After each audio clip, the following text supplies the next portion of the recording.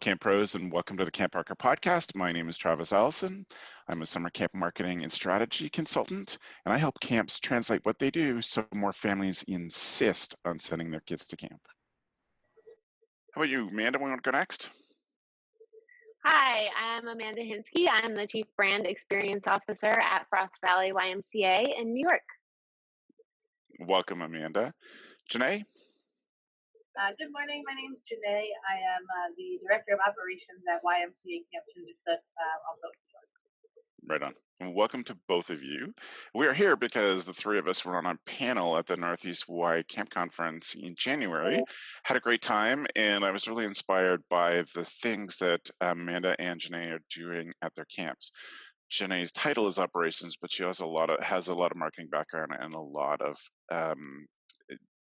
her role includes some of the marketing stuff too. So that's why I was excited to bring you both on. Amanda might have the best job title in camp right now. That's pretty awesome. But Jine, since you were the last to introduce yourself, how did you get involved in camp? What's your connection to camp? Yeah, so I started at camp as a camper, and I actually started at Camp Hinski as a camper, and really just fell in love with being in the outdoors and kind of connecting with kids outside of my school or sports teams. And then pretty much immediately fell into working at camp seasonally when I was in high school and college, as many people do. But while I was at college, I was studying marketing. So I've kind of been playing this both hands of the deck, so to speak, of trying to figure out how to keep my passion for camp, but also get to use a lot of my background from school. So started at Hinski as a camper, worked at a few other camps around the country, and then was actually working for ACA New England for quite a few years as the marketing coordinator. And then found my way back here full time about 4 years ago. Amazing.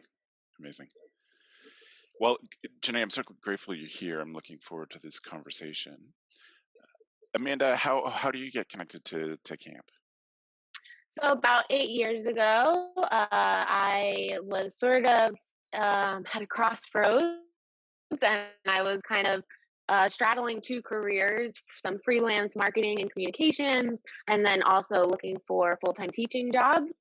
And I decided to kind of go out on a limb, and I took a job at Frost Valley as a outdoor education program instructor, and then loved being at a camp and loved Frost Valley, loved the Y, and decided I kind of wanted to make a go of creating a career in that environment.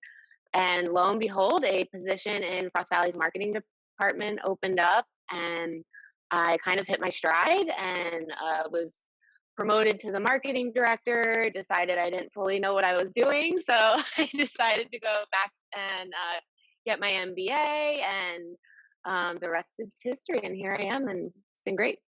Yeah, it has been. Your work has been awesome. I often refer people to the stuff that you're doing, so I'm grateful that you're here. Thanks. So I invited you both because we had a great conversation, and I wanted to just keep that going. So selfish me. I know that marketing is something that the camp professionals find challenging. I think a lot of us get into camp full-time year-round because we are a good program person, or we definitely love doing leadership stuff. And then at some point, somebody wakes us up and shakes us and says, by the way, you need to learn how to do spreadsheets and how to communicate well about what we do. And I think that can be challenging for many people.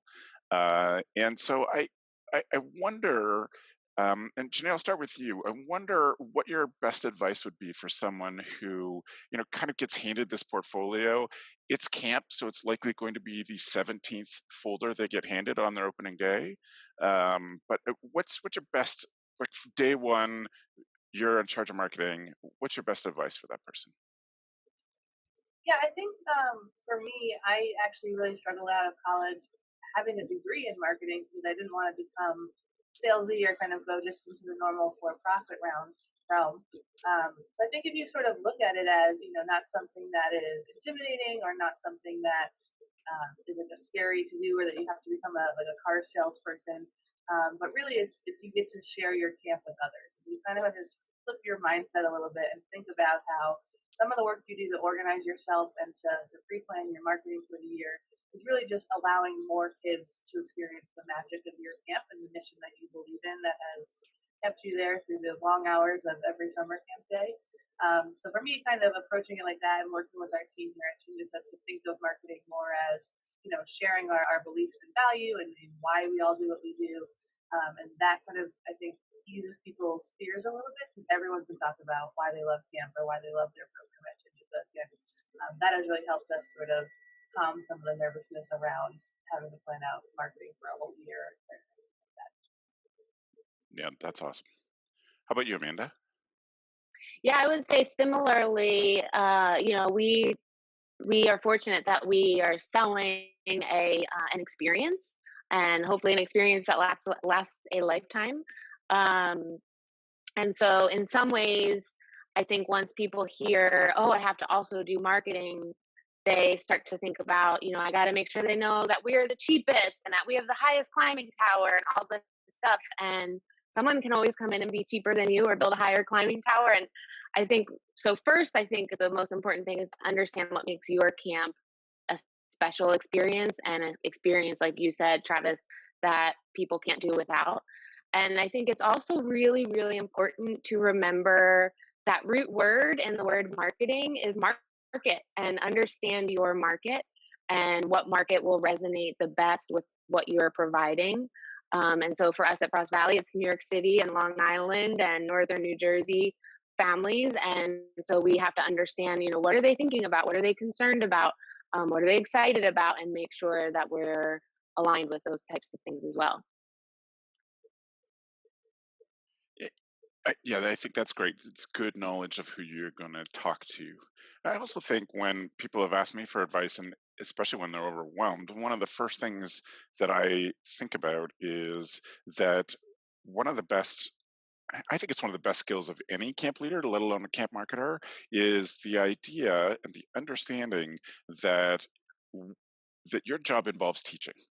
And so when you go into this with a philosophy of not saying, here are all the great things we have and you should send your kids here, it is teaching people about stuff. And I think camp people are great at teaching. It's a big part of the skills that we develop from the time that we're counselors and move up into full-time year-round roles.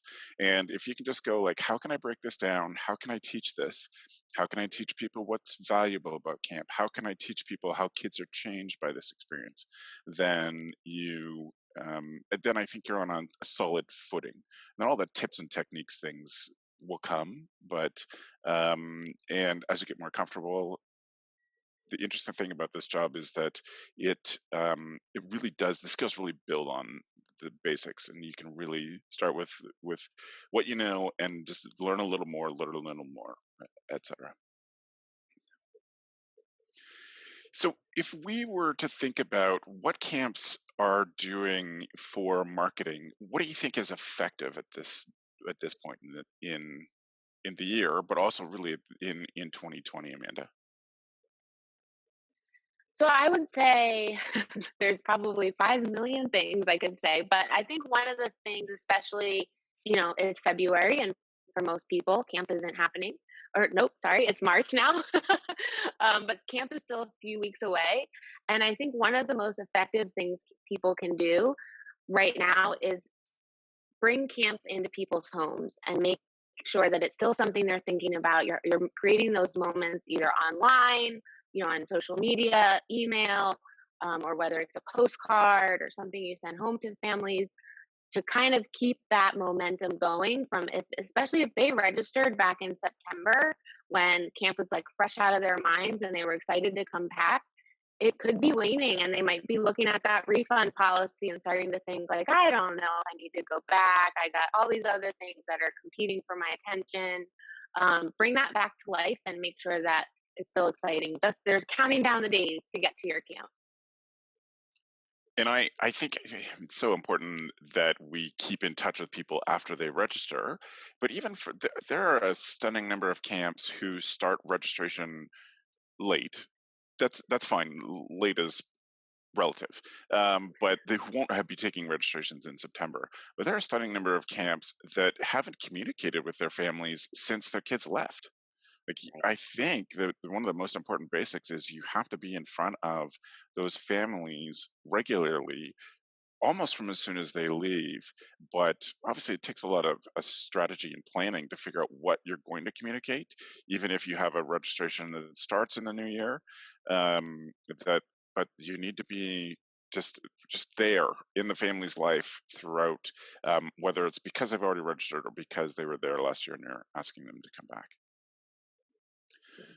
Today, Yeah, I was just gonna say I definitely agree with that. And I think one of the things that's worked really well for us is even just looking at your sort of month to month calendar, and it doesn't need to be something every single day that you're talking about camp to your families, but figuring out like how many emails are you going to send a certain month, what kind of message are they going to have, and then utilizing tools that help automate some of those things, so you don't, especially if you're in a role like mine where you're not just marketing, you're also working a program and doing staffing and all of that great stuff, having a way to sort of take some of that stress off of you by scheduling some things out, planning ahead.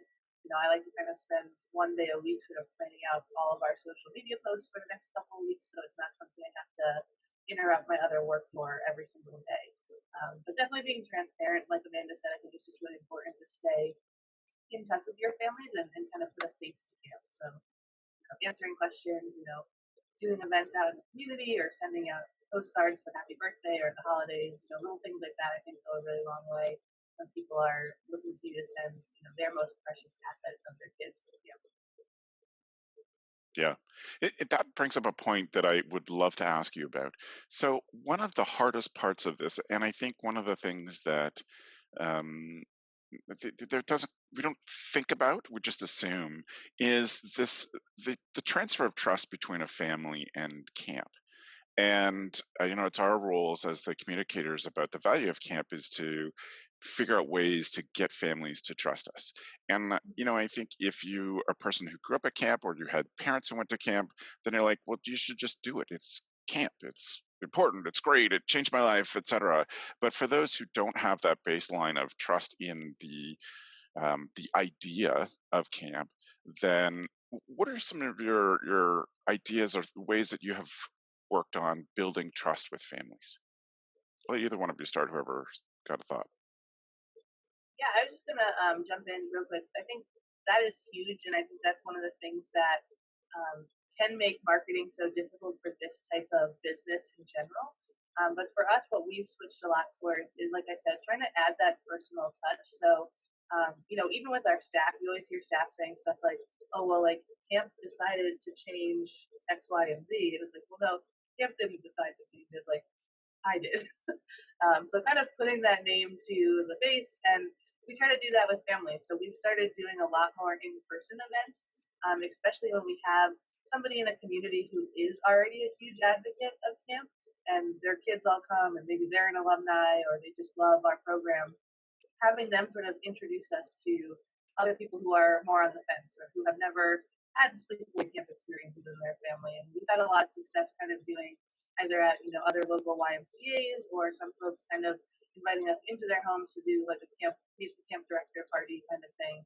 And those have had a huge success rate for us. You definitely get a lot more personal time, and you get to do a lot more like direct Q&A with parents, which is usually what they want. They don't want to just kind of breeze by you at a camp fair and not really learn anything about you.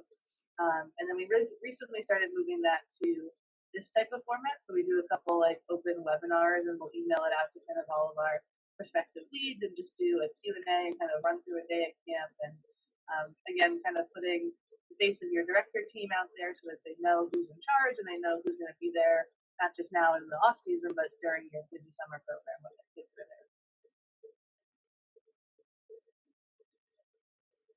Yeah, I would just add a few things. I think Janae, you really covered pretty much everything I could think of, but we do a couple things that you might do as well. We do like a focus group almost with parents, and it's twofold. It helps us understand them better and understand what they're worried about and what they want to see from camp counselors. But we also can use that as a training for our staff to say, this is what you need to be thinking about. So it helps everybody really do our jobs better. And I also think that a lot of times we hide how much training our staff goes through and how they're certified and this, that, and the other. And, that stuff parents want to know. So we put that right in every brochure. We make sure that it's on social media when they're going to different conferences and training. And anytime there's a moment of like thought leadership in the industry, don't be afraid to brag about those things, because parents want to feel like this is the best I can get. And I think there are so many things that camps do that aren't happening in schools and daycares, and not to, talk bad about them, but I just think about some of the training that our staff get. And I just think, man, I wish when I was working at a school that we had stuff like this as well. And I think parents would be really comforted to know that. That's such an easy thing to do, to jump on Instagram at a conference and do a quick interview with your staff. What did you learn today? What are your big takeaways from this conference?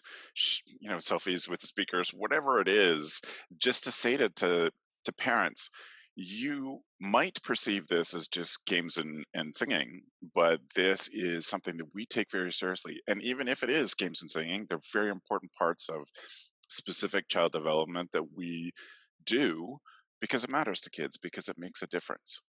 And I like what you said too, Janae, that the about putting a face, like it's not just camp, this is a person. And that was one of the interesting things from a pattern that I've seen from doing those focus groups and parent panels, is that I've heard parents say some form of, I just want to know who the adult in charge is. That we're great at, and I think we should continue putting forward our frontline counseling staff as skilled and trained and awesome and exciting and great for kids. But the part that we sometimes miss is little things like a bio, a family photo, a contact information for a year-round administrator, for the director, et cetera. We are that's part of this transfer of trust, I think, is that they're like, great, I see that your young adults are capable and excellent and great with kids, but there needs to be like, I will feel comfortable when I know who the people are who are there, who manage all the stuff and really are the adult in charge. Yeah. Do you think that there is opportunities that camps are missing? Pardon me, that there are opportunities that camps are missing from, inspired by the business world, or just that maybe not all camps are doing that you've seen?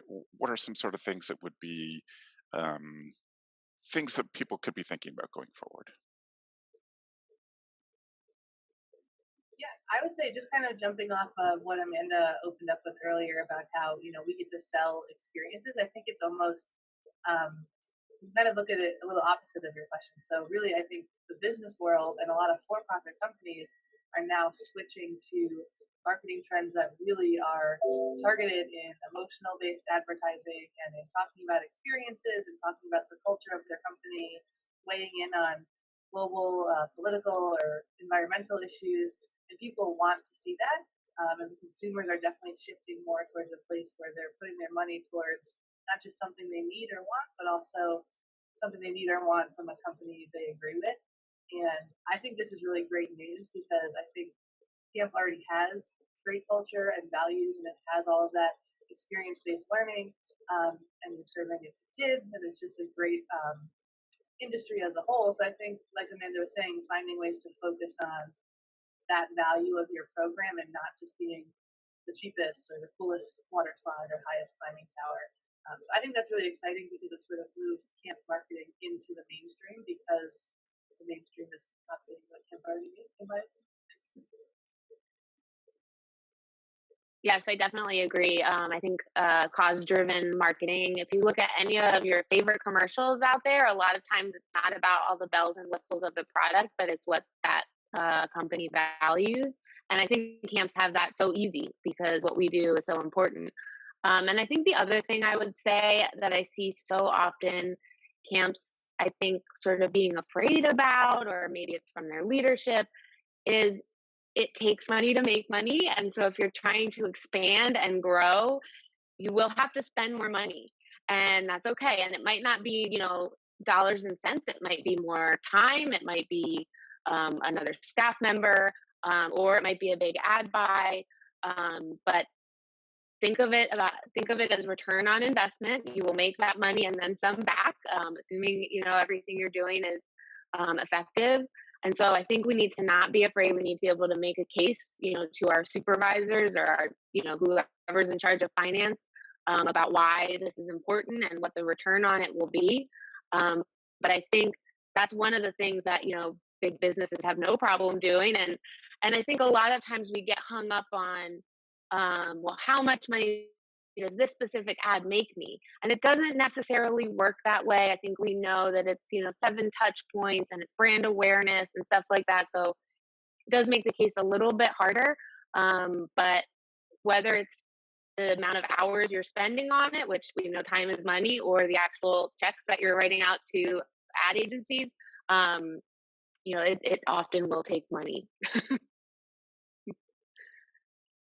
And I think, I mean, ad agencies, most camps, not most, a lot of camps won't be able to afford an ad agency, but I definitely have worked with lots of camps that do just get to a point where they're like, we need to outsource this to somebody else.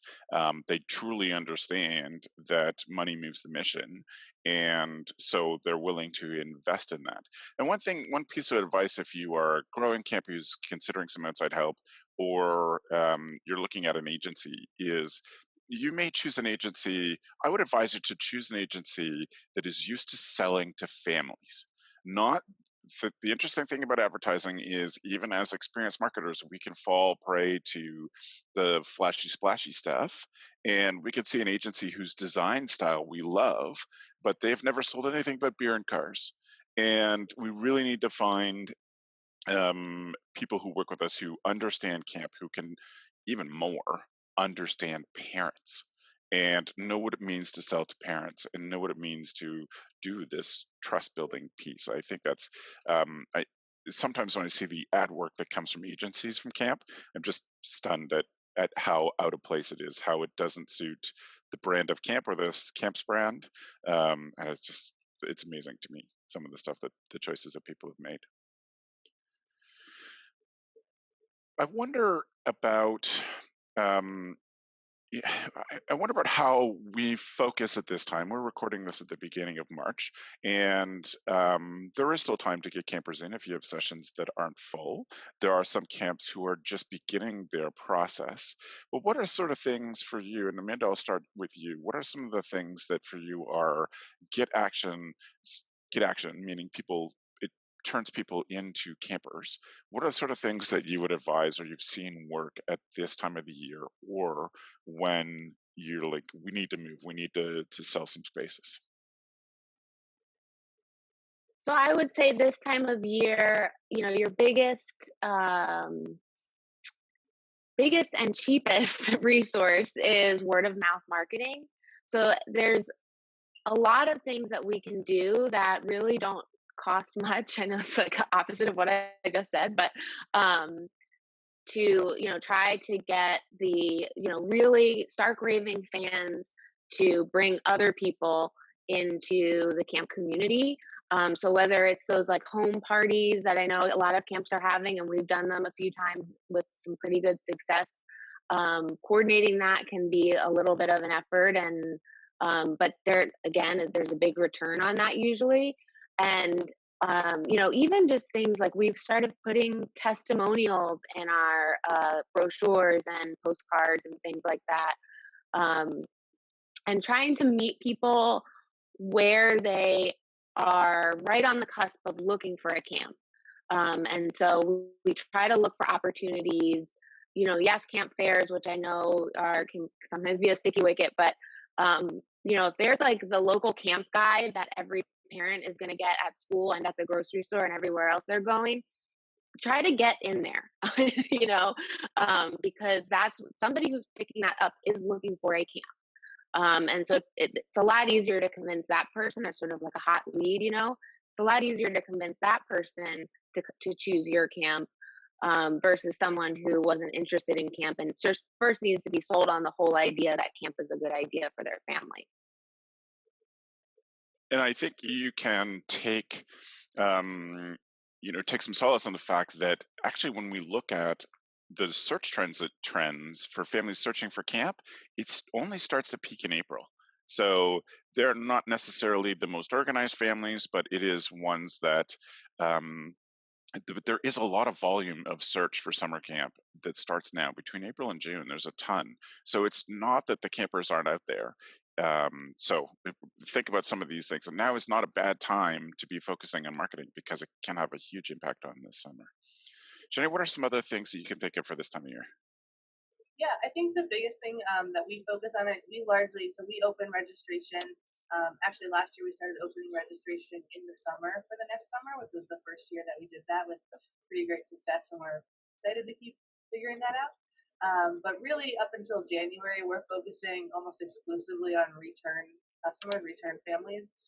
It's definitely the biggest bang for your buck. They already know your program, they know what camp offers, and then doing things like those focus groups or reaching out, sending a look back of the summer towards the end of September, resharing photos, and we kind of end that with really one of our biggest and one of our only print pieces is that we send out a yearbook in February. So that's kind of the end of our like laser focus on just return campers. And then this time of year, we really start to open it up. We do, like I said, a fair amount of those home visits. There's a couple local camp fairs that we go to. But the biggest thing that I've tried to switch to is just the ease of access for signing up.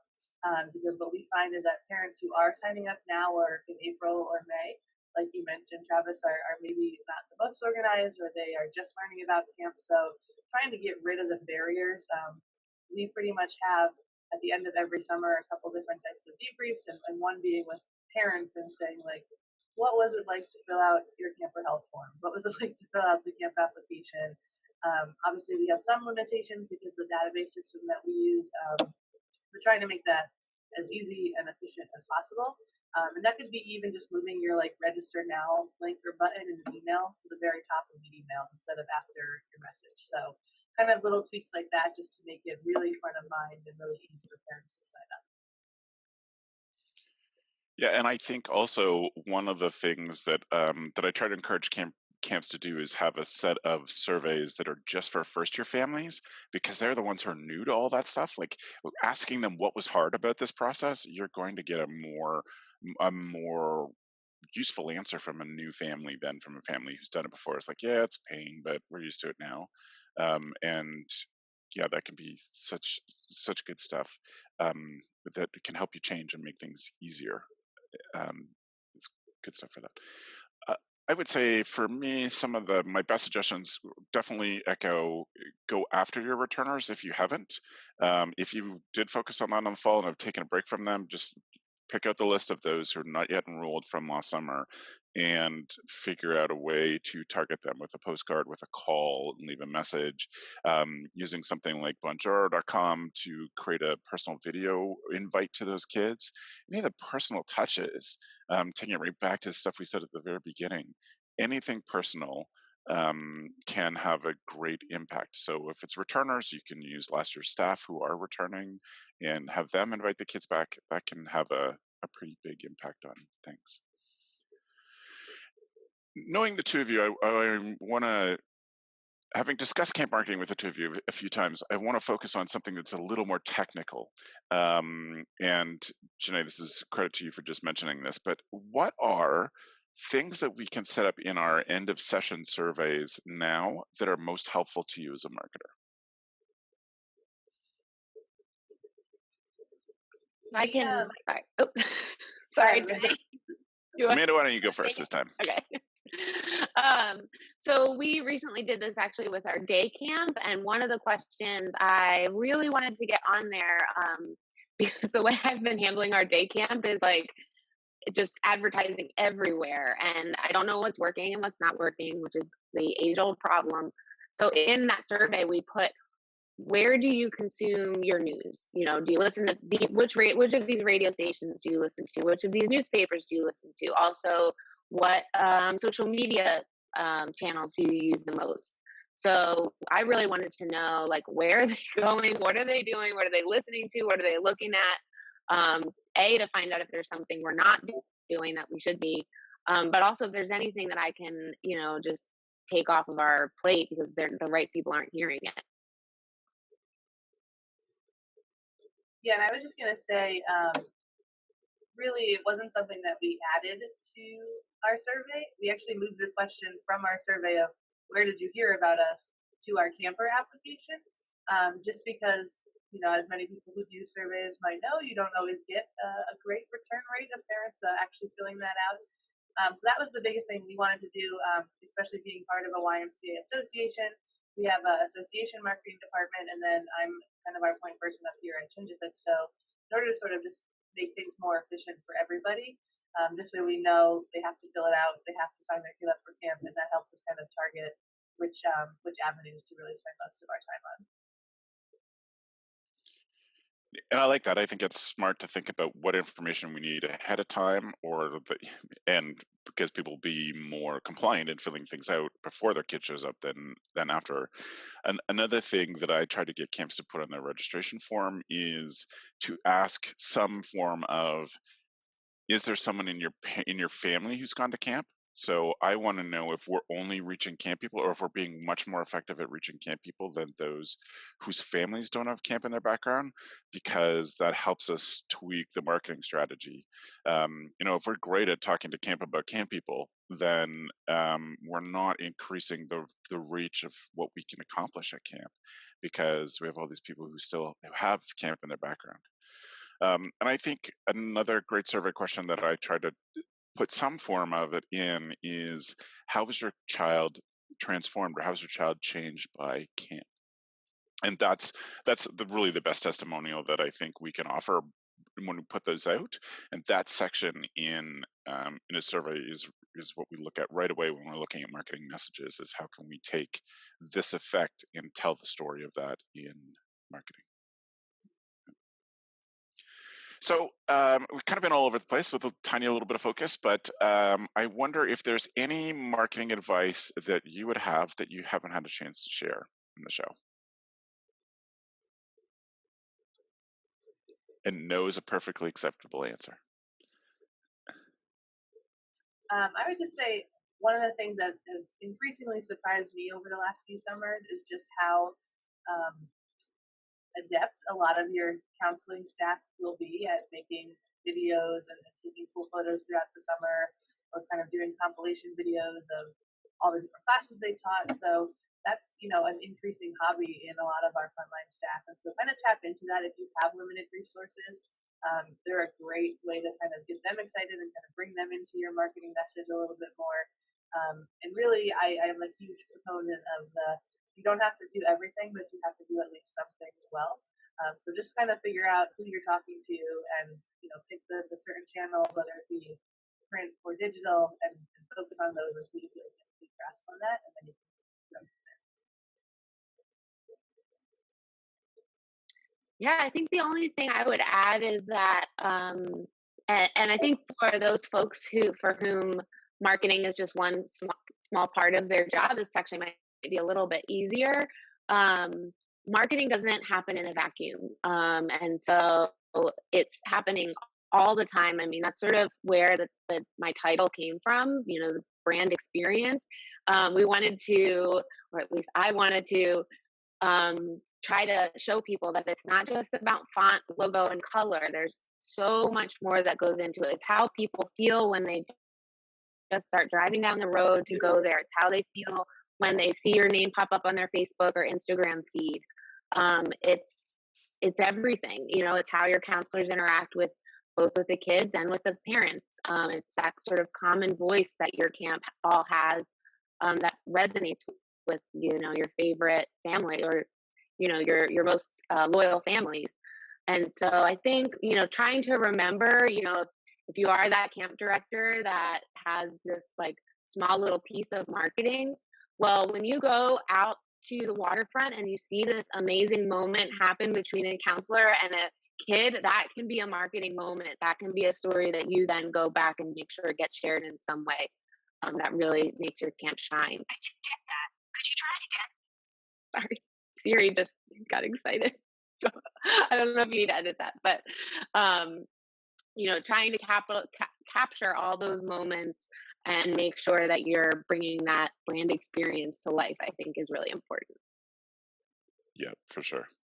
I would say my piece of advice is in this situation is, as I said before, money moves the mission, and you have so much power as someone in charge of marketing to fill the camp, and then and keep it filling. That effort, as you reach full, that effort you can pull back a tiny bit. You should not pull back all the way, but you have that frees up camp to focus on some other things. If you're consistently getting lots of great kids and good connections full, the part of this that I think is leads to that a lot of people miss is they're not putting out stuff that they can measure. And I get so frustrated with camps that spend money and have no way of knowing if it works. And I have seen camps spend crazy money that they cannot even tell me how many kids they got from it. And measuring things is simple. It is easy to figure out. It's not perfect, but it's easy to get more information than you have today, and to measure the effect of money you spend on a brochure or a radio ad or something that goes up in the movie theater before a movie. You can measure all those things. And it's a little bit technical, so I won't go into it right now, but it is possible. So make sure that the money that you're spending is good money. That's my best piece of advice: is figure out how to know what is the good money you're spending on this kind of thing. Awesome. Well, thank you both for that. What I want to do now is move us on to our tool of the week. So if you are drawn into this because you saw Camp Marketing and wanted to listen to the show, haven't listened to CampHacker before, we ask our panelists each week to bring in a tool that they use to make them a better camp professional. And we've done the same today, and I'm excited to hear from Amanda and Jine on what their picks are. Jine, why don't you go first? Sure. This is a recent tool that I've really just started using in like the last year, and it's called Grammarly. And you can use it either as a Chrome extension in your web browser or as an app on your phone. And it's awesome because it checks.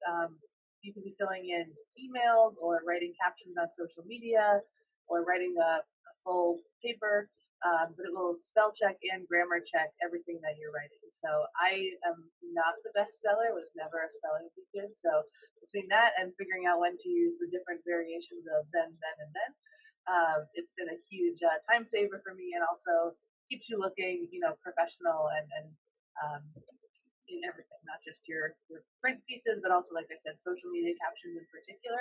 I know when I see typos or grammar mistakes in those, it's kind of a pet peeve for me. So this is a great way to double check that before you put stuff out on your social media platforms. Perfect. And do you pay for this, Jenny? There's a free version, which has worked really great for me. Yep. And then there is a pro version that I haven't really explored too much, but that has a small fee attached to it. Right. Excellent. Good. How about you, Amanda? Also a fan of Grammarly. Your team campers especially will let you know, not always nicely, if you have a spelling error. So it's definitely a good tool that has saved us. But the one that I was going to share is more like an arsenal of tools. It's a book I read a few years ago. It's called Getting Things Done by David Allen. And I think it's so helpful. It's kind of like a productivity task management tool.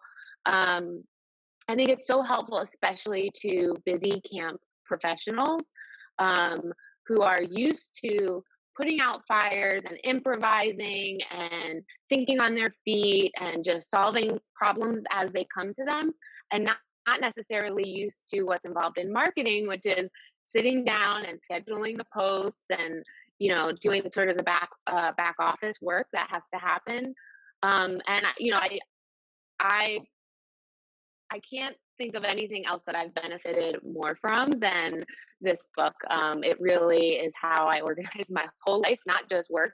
And it's one of those things you can read and take what you like and leave what is a little over. There's some things that are a little over the top, but I highly, highly recommend I love GTD nerds. it. Yeah. That's awesome. Okay, so great tools. For my tool, I have something a little different this time. I want to focus on, I'm trying to get it here. My focus is not a marketing tool today. It is actually a board game. And if you follow me on social media, you know that I am in that for board games. And I lead a board game night here at a local brewery. And anytime we get together as a family, people ask what we want to do. That's my number one answer. I have a great game that is good for camp. It is good for rainy days. It is more of a team game. It's called Welcome to Your Perfect Home. And I like this because it is a game that you could play with a whole unit, a whole cabin group, however you divide up your kids or whatever you call them. You could play this with up to 12 people and it doesn't slow the game down. I think it's definitely a team game. It's a tiny bit complicated. I'd sort of rate it as a medium complexity, but it is a game that you can play with 12 or 14 people and it doesn't change how fast the game goes, which is essential. Lots of great games for small groups don't work well for good groups. So it's called Welcome to Your Perfect Home. It is everybody has their own scorecard, so I recommend that you take the scorecards out of there and laminate them and give out or put in the box a whole bunch of dry erase or wet erase markers. But it's an awesome game. We play it all the time, and love it. There are a few variations on it, but so far I think my favorite is the original Welcome to Your Perfect Home. So, um, so if you are interested in checking out these things that we've talked about today, I encourage you to go to camphacker.tv/podcast. This is episode 126, and you can find the stuff there, including the links to how to follow up with Amanda and Jine. So Jine, if people have a question for you as a follow-up, how can they get in touch with you? Yeah, so best would you can do email, so jandreozzi@cdymca.org. Or if you'd like to follow, I run our camp Instagram, so if you'd like to follow there or send messages there, it's at Lake George Camp. Perfect. Thank you. Amanda? Yeah, so probably the best way to get in touch with me, because I'm like 100 years old, is LinkedIn. I actually use it quite a bit, and I'm just Amanda Hinski there. I'm pretty sure I'm the only one. Hinski. You can find me there. I'm also on Twitter, Instagram. I think I use my real name for everything, which I'm sure isn't great, but look me up on all those places, and I'd be happy to chat. Always love talking to camp folks. Do you use LinkedIn for your job, do you find? We don't use it too much for like hiring and recruiting. A lot of the jobs that we're hiring, LinkedIn isn't the first place they're going to. But we try to keep up with the profile. We've used it for certain job postings where we think it might make sense. And one of the things I just feel like adding is think about your young staff. They're going to be putting your camp on their resume, hopefully on their LinkedIn, and think about what your profile could look like for them. And we really want people, I think, in the world to know that a camp counselor on a resume should be like a gold star and a beacon of light to say this is someone who works really hard and knows how to think on their feet and can learn things they've never done before.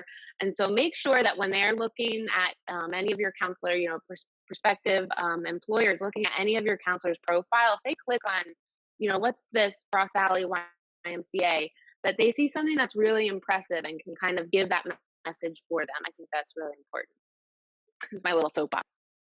Agreed. And I know camps that it is a requirement of staff that they create a LinkedIn profile, just in terms of the camp's mission to serve their staff as well as they do it. So thank you, Amanda. That's great. Well, I appreciate both of you being here. It's been a great discussion again about marketing, and look forward to doing like a level 200 version of this sometime in the fall, maybe.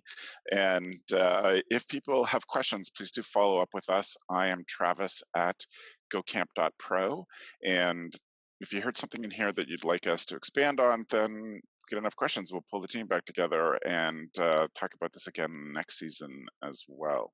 So I thank everybody for being here. If you got even a nugget, something good, we would be so grateful if you would rate this show on your podcast app, whether you're on iTunes. You can go to camphacker.tv/iTunes on your computer, or just do it from the app on your phone and leave us a rating. It makes a big difference in terms of who can find us, the campers that can find us. And Janae and Amanda, thank you for being here. Thanks for having us. That's awesome. Thanks for the evening, friends.